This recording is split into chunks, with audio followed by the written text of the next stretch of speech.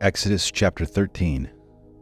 Then the Lord spoke to Moses, saying, Sanctify to me every firstborn, the first offspring of every womb among the sons of Israel, both of man and beast. It belongs to me. Moses said to the people, Remember this day in which you went out from Egypt, from the house of slavery. For by a powerful hand the Lord brought you out from this place. And nothing leavened shall be eaten. On this day in the month of Abib, you are about to go forth. It shall be when the Lord brings you to the land of the Canaanite, the Hittite, the Amorite, the Hivite, and the Jebusite, which he swore to your fathers to give you, a land flowing with milk and honey, that you shall observe this rite in this month. For 7 days you shall eat unleavened bread, and on the 7th day there shall be a feast to the Lord. Unleavened bread shall be eaten throughout the 7 days, and nothing leavened shall be seen among you, nor shall any leaven be seen among you in all your borders. You shall tell your son on that day, saying, It is because what the Lord did for me when I came out of Egypt, and it shall serve as a sign to you on your hand, and as a reminder on your forehead, that the law of the Lord may be in your mouth. For with a powerful hand the Lord brought you out of Egypt. Therefore you shall keep this ordinance at its appointed time from year to year. Now when the Lord brings you to the land of the Canaanite, as he swore to you and your fathers, and gives it to you, you shall devote to the Lord the first offspring of every womb, and the first offspring of every beast that you own. The males belong to the Lord. But every first offspring of a donkey you shall redeem with a lamb. But if you do not redeem it, then you shall break its neck. And every firstborn of man among your sons you shall redeem. And it shall be when your son asks you in time to come, saying, What is this? Then you shall say to him, With a powerful hand the Lord brought us out of Egypt, from the house of slavery. It came about, when Pharaoh was stubborn about letting us go, that the Lord killed every firstborn in the land of Egypt, both the firstborn of man and the firstborn of beast. Therefore I sacrifice to the Lord the males, the first offspring of every womb, but every firstborn of my sons I redeem. So it shall serve as a sign on your hand, and as phylacteries on your forehead, for with a powerful hand the Lord brought us out of Egypt. Now when Pharaoh had let the people go, God did not lead them by the way of the land of the Philistines, even though it was near. For God said, the people might change their minds when they see war and return to Egypt. Hence God led the people around by the way of the wilderness to the Red Sea, and the sons of Israel went up in martial array from the land of Egypt. Moses took the bones of Joseph with him, for he had made the sons of Israel solemnly swear, saying, God will surely take care of you, and you shall carry my bones from here with you. Then they set out from Succoth and camped in Etham on the edge of the wilderness. The Lord was going before them in a pillar of cloud by day to lead them on the way, and in a pillar of fire by night to give them light, that they might travel by day and by night. He did not take away the pillar of cloud by day, nor the pillar of fire by night from before the people. Exodus chapter 14. Now the Lord spoke to Moses, saying, Tell the sons of Israel to turn back and camp before Pi-hahiroth, between Migdol and the sea, so you shall camp in front of Baal-zepheth, opposite by the sea. For Pharaoh will say of the sons of Israel, They are wandering aimlessly in the land. The wilderness has shut them in. Thus I will harden Pharaoh's heart, and he will chase after them, and I will be honored through Pharaoh and all his army, and the Egyptians will know that I am the Lord. And they did so. When the king of Egypt was told that the people had fled, Pharaoh and his servants had a change of heart toward the people, and they said, What is this that we have done, that we have let Israel go from serving us? So he made his chariot ready and took his people with him, and he took 600 select chariots, and all the other chariots of Egypt with officers over all of them. The Lord hardened the heart of Pharaoh, king of Egypt, and he chased after the sons of Israel as the sons of Israel were going out boldly. Then the Egyptians chased after them with all the horses and chariots of Pharaoh, his horsemen and his army, and they overtook them camping by the sea beside Pi-hahiroth in front of Baal-zephon. As Pharaoh drew near, the sons of Israel looked, and behold, the Egyptians were marching after them, and they became very frightened. So the sons of Israel cried out to the Lord. Then they said to Moses, "Is it because there were no graves in Egypt that you have taken us away to die in the wilderness? Why have you dealt with us in this way, bringing us out of Egypt? Is this not the word that we spoke to you in Egypt, saying, 'Leave us alone, that we may serve the Egyptians'? For it would have been better for us to serve the Egyptians than to die in the wilderness." But Moses said to the people, "Do not fear. Stand by and see the salvation of the Lord, which he will accomplish for you today. For the Egyptians whom you have seen today, you will never see them again forever. The Lord will fight for you while you keep silent." Then the Lord said to Moses, "Why are you crying out to me? Tell the sons of Israel to go forward.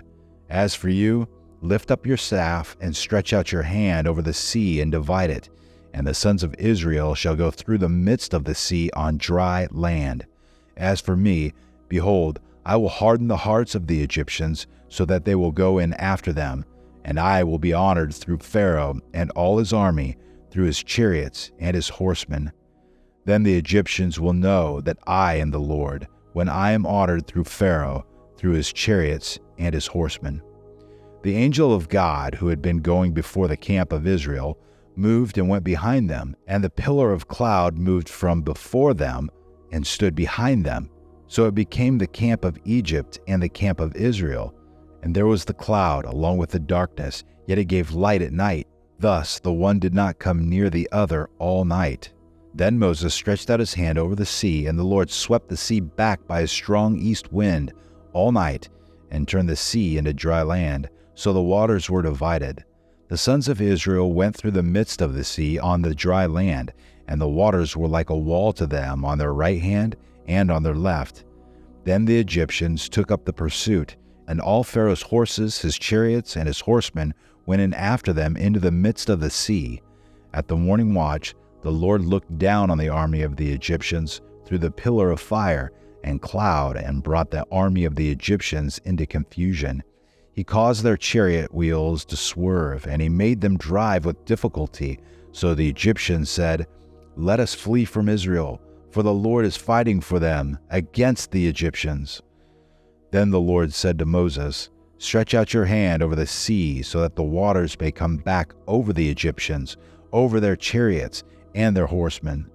So Moses stretched out his hand over the sea, and the sea returned to its normal state at daybreak, while the Egyptians were fleeing right into it. Then the Lord overthrew the Egyptians in the midst of the sea.